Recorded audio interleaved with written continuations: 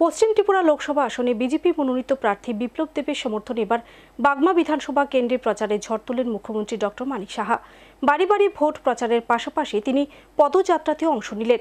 নির্বাচনী প্রচার অভিযান চলাকালীন সময়ে মুখ্যমন্ত্রী হঠাৎ সদ্য স্বামী ও পিতৃহারা স্ত্রী সন্তানের বাড়িতে গিয়ে তাদের সাথে কথা বলে ষষ্ঠ শ্রেণীতে পড়ুয়া ছাত্রের পড়াশোনার জন্য প্রতি মাসে 4,000 টাকা করে দেওয়ার আশ্বাস দেন।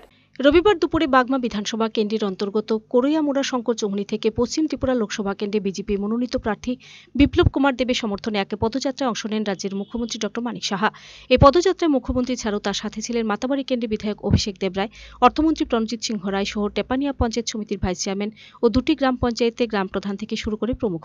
এই পদযাত্রায় বের হয়ে মুখ্যমন্ত্রী বাড়ি বাড়ি জনসম্পর্ক অভিযানও করেন। এদিন অভিযান চলাকালীন সময় মুখ্যমন্ত্রী হঠাৎ প্রবেশ করেন এক গ্রামের বাড়িতে। গত 7 দিন আগে পিতৃহারা এক সন্তান তথা সাগ্নিক সাহার সাথে কথা বলেন মুখ্যমন্ত্রী।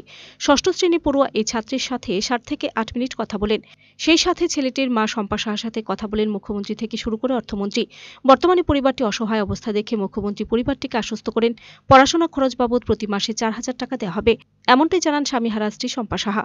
পরে বিজেপি কর্মীরা মুখ্যমন্ত্রীকে সাথে নিয়ে পদযাত্রায় বিভিন্ন বাড়িঘরে প্রবেশ করেন এবং এদিন ঝড় বৃষ্টিকে উপেক্ষা করে যেভাবে বিজেপি দলীয় কর্মীরা রাস্তায় নেমে অংশ নিয়েছেন তা ব্যাপক সাড়া ফেলেছে বাগমা বিধানসভা কেন্দ্র জুড়ে। একই সাথে কাকরাবনীয় দলীয় প্রচারে দিন অংশ নেন মুখ্যমন্ত্রী।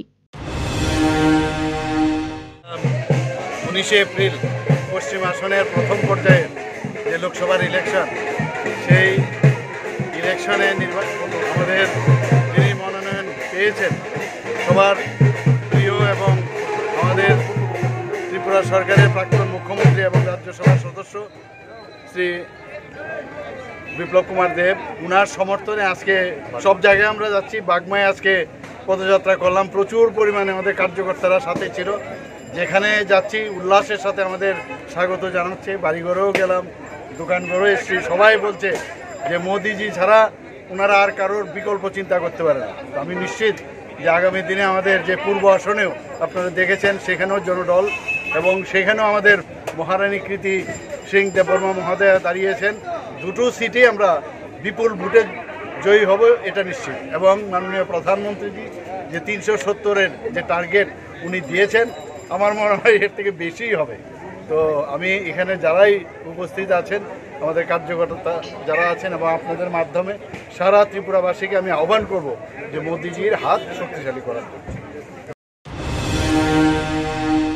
Video report search India TNN।